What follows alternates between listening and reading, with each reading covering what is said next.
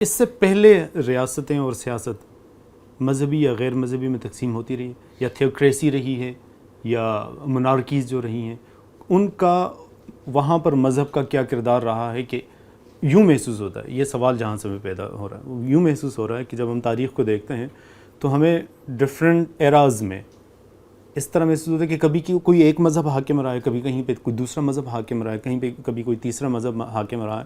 تو ایونچولی یہ جو نئی تعبیر یا نئے علوم، نئے سیاسی تعبیرات جب سامنے آئی ہیں تو مختلف مذاہب کے لوگوں نے اپنی وہ جو ان کی ایک گلوریس پاسٹ تھا اور پیچھے کی ان کی ماضی کی ان کی جو بڑی بڑی حکومتیں وغیرہ تھی، طاقتیں تھیں، ان کو دوبارہ از سر نو سامنے لانے کی یا اس کے مطابق زندگی گزارنے کی کوشش یا چاہت کے اندر انہوں نے اس سے ایک ابا اور اس کے اگینسٹ ایک بڑی جو ہے نا وہ کوشش اور جد و جہد شروع ہوئی.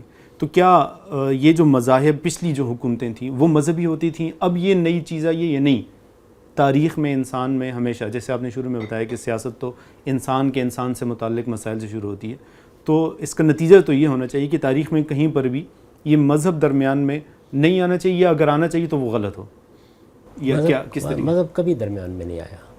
اصل میں انسان نے جس وقت اپنی سیاسی تنظیم کی ضرورت محسوس کی تو نظم قائم کرنا ایک ضرورت کے تحت ناگزیر ہو گیا.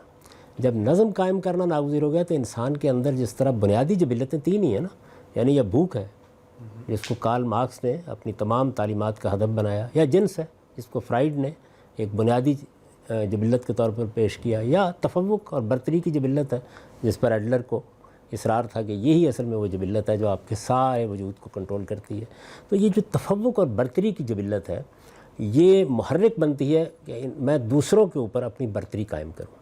اچھا، بعض اوقات اس کا سبب ضرورتیں بنتی ہیں اور بعض اوقات محض اس جبلت کی تسکین، اس کے نتیجے میں فاتحین پیدا ہونا شروع ہوئے. فاتحین جب پیدا ہوئے تو پہلی مرتبہ، یعنی ایک جمہوری سا نظم تھا، اگر آپ قدیم تاریخ کا مطالعہ کریں تو پہلی مرتبہ فاتحین نے حاکم اور محکوم کا تعلق پیدا کر دیا. یعنی قبیلے کے لوگوں نے مل کے ایک آدمی کے سر پر تاج رکھ دیا، انہوں نے کہا جی آپ ہمارے سردار ہیں، آپ ہمارے شیخ ہیں. تو یہ تو نہیں کہہ سکتے آپ کے کوئی انتخابات ہوتے تھے، لیکن وہ اپنی نیچر، اپنی فطرت کے لحاظ سے ایک جمہوری سا نظم تھا. اس کے بعد جب فاتحین آگے بڑھے تو اب ظاہر ہے کہ میں نے یہ ملک فتح کیا. یعنی بابر نے اگر لودھی کو، ابراہیم لودھی کو شکست دی ہے پانی پت میں، تو اب یہ میرا حق ہے کہ میں یہاں حکومت کروں. تو حاکم اور محکوم کا تعلق اس سے پیدا ہوا. حاکم اور محکوم کا تعلق جب پیدا ہوگا تو جو شخص حاکم ہے یا جو خاندان حاکم ہے اس کے کوئی رواج ہیں، اس کے کوئی رسوم ہیں، اس کے کوئی آداب زندگی ہیں، اس کا کوئی مذہب ہے، وہ آپ سے آپ برتری کے مقام پر آ جائے گا.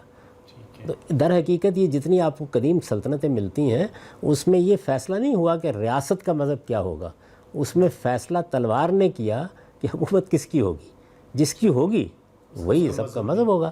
اچھا، اس میں پھر یہ ہے کہ بعض لوگ تو اس مزاج کے تھے کہ انہوں نے جبر نہیں کیا، لیکن بعض لوگوں کے اوپر یہ خپ بھی سوار ہو جاتا تھا کہ اچھا یہ لوگ میرے مذہب سے اختلاف کرتے ہیں، حاکم میں ہوں، تمہاری حیثیت کیا ہے. تو یہ حاکم اور محکوم کا تعلق ہے جس میں دنیا نے کم و بیش 2000 سال گزارے ہیں. یعنی حاکم اور محکوم کے تعلق ہی نے بڑی سلطنتیں پیدا کی ہیں. اس وقت بھی صورتحال یہی ہے. یعنی مسلمان بھی اگر اپنی ماضی کی تاریخ پر نگاہ ڈالتے ہیں تو وہ حاکم اور محکوم کے تعلق سے پیدا ہوئی تاریخ ہے. حاکم اور محکوم کا تعلق جہاں پیدا ہوگا وہاں فیصلہ اصل میں فاتح کرے گا کہ کیا چیز ہے.